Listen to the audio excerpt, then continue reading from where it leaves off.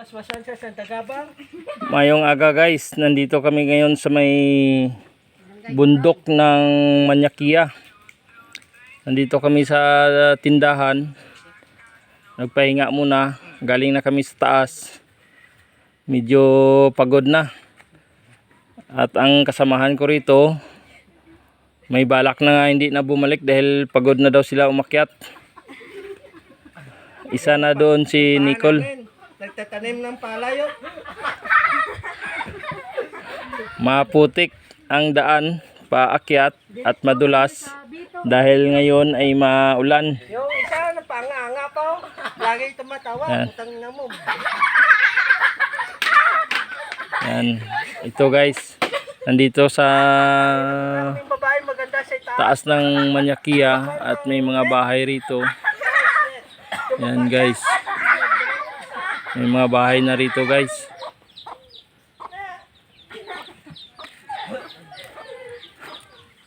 Nagpahinga muna yung mga kasamahan ko guys, kay pagod sila guys. Nandito, puro sila pagod guys.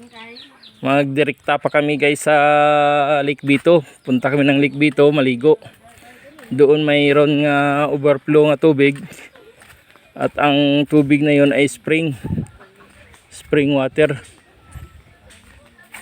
Yan.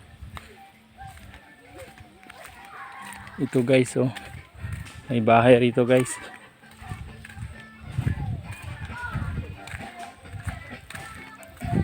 Ito may tindahan rin guys, oh. Yun. Umakyat kami guys doon sa taas guys. Doon, oh, sa bundok na yan guys. Doon sa taas. Pinakataas na yun guys. Inakyat namin kanina. Yan. Pinakataas na yun guys. Ang pinakataas na yun inakyat namin. Yan, madulas lang guys dahil maulan. Yan guys. Yan, may palay sila nga binilad guys. May palay sila nga binilad.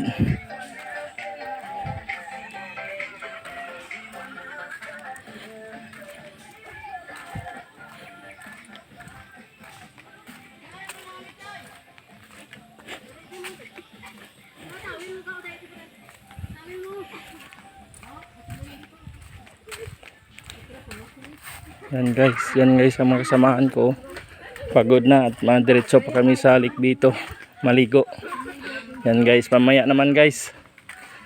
Maraming salamat guys.